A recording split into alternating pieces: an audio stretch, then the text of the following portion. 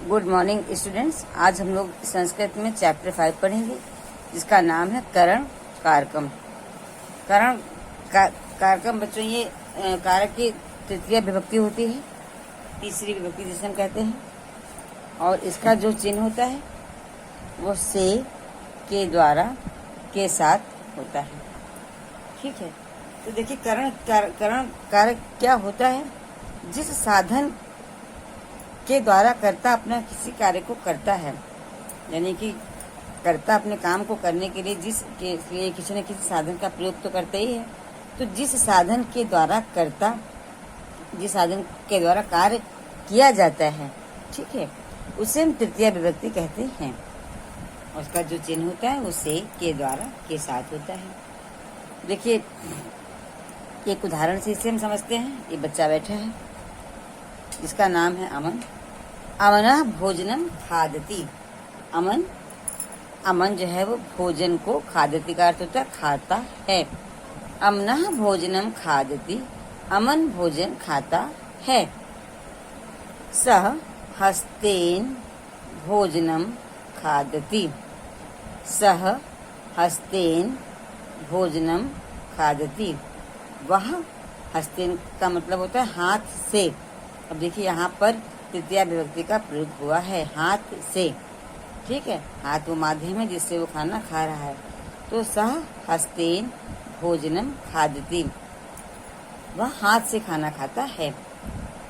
सह पादेन खंजः अस्ति, सह मतलब वह, यहाँ पर सह उस बच्चे के लिए प्रयोग हुआ है।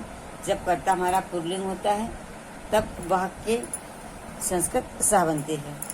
तो सह पादेन खंजः अस्ति, सह मतलब वह, पादेन का अर्थ होता है पैर से। देखिए यहाँ पर भी तृतीय विभक्ति का प्रयोग हुआ है। वह पैर से लंगड़ा है। वह कैसा है? वह पैर से लंगड़ा है। अब यहाँ देखिए दोनों वाक्यों में करण कारकम अर्थात तृतीय विभक्ति का प्रयोग हुआ है। अब देखिए दूसरे चित्र में यह घोड़ा दौड़ रहा है। तो घोड़े को बच्चों कहते हैं संस्कृत में अश्व। क्या कहते हैं? अश्व। तो अश्वः धावति, अश्वः धावति, अश्व मतलब घोड़ा और धावती मतलब दौड़ता है। तो इसकी हिंदी बनी घोड़ा दौड़ता है। अश्वः पादेभ्यः धावति, अश्वः पादेभ्यः धावति, वह कैसे दौड़ता है? वह पैरों से दौड़ता है। पादेभ्यः का मतलब होता है पैरों से, तो वह पैरों से दौड़ता है। यहाँ पर भी देखिए तृतीय विभक्ति का प्रयोग हुआ है, पैरों से। ठीक है, अब देखिए चौथा उदाहरण समझते हैं। खगः फले उदरम भरन्ति, खगः फले उदरम भरन्ति। देखिए दो यहाँ पर पक्षी बने हैं, ये कुछ खा रहे हैं, तो पक्षी को कहते हैं खगा। और फले मतलब फल, उदरम का मतलब पेट, भरन्ति मतलब भरते हैं। तो पक्षी फलों से पेट भरते हैं। पक्षी कैसे अपना पेट भरते हैं? फलों से। पक्षी फलों से पेट भरते हैं। देखिए यहाँ पर करण कारक अर्थात तृतीय विभक्ति का प्रयोग हुआ है। ते याने आगच्छन्ति, ते याने आगच्छन्ति, ते का अर्थ होता है वे, यानी मतलब वाहनों से, आगच्छति मतलब आते हैं। वे वाहनों से आते हैं। कैसे आते हैं? वाहनों से। वे वाहनों से आते हैं। कौन? पक्षी। अब देखिए यहाँ पर भी वाहनों से अर्थात यहाँ पर भी तृतीय विभक्ति का प्रयोग हुआ है। वयम कलमेन लिखामः, वयम कलमेन लिखामः, वयम का अर्थ होता है हम सब, कलमेन का अर्थ होता है कलम से, लिखामः मतलब लिखते हैं।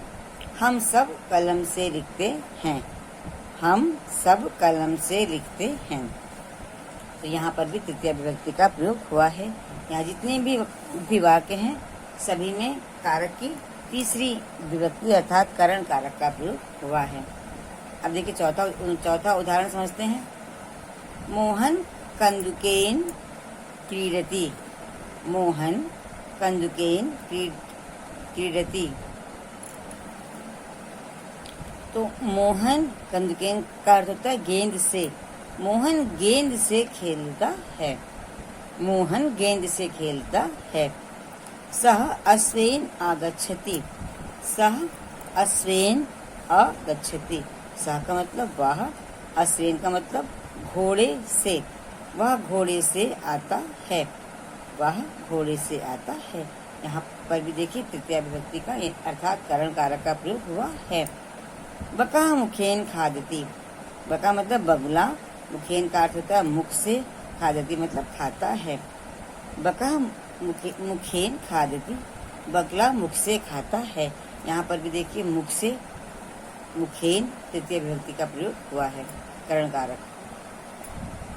अब बच्चों देखिए हमारा 5वां उदाहरण है, वृद्धा दंडेन चलति। वृद्ध मतलब कि बुजुर्ग व्यक्ति यानी कि बुढ़ा, दंडेन मतलब कि डंडे से, चलती मतलब चलता है, बुढ़ा डंडे से चलता है। यहाँ पर भी देखिए करण कारक अर्थात तृतीय विभक्ति का प्रयोग हुआ है।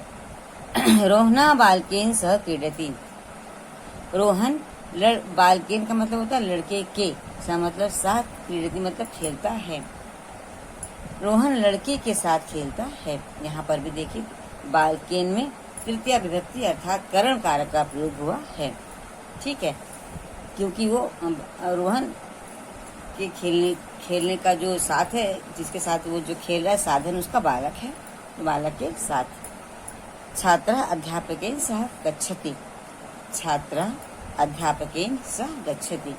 छात्र अध्यापक के साथ गच्छति मतलब जाता है, किसके साथ जाता है? अध्यापक के साथ।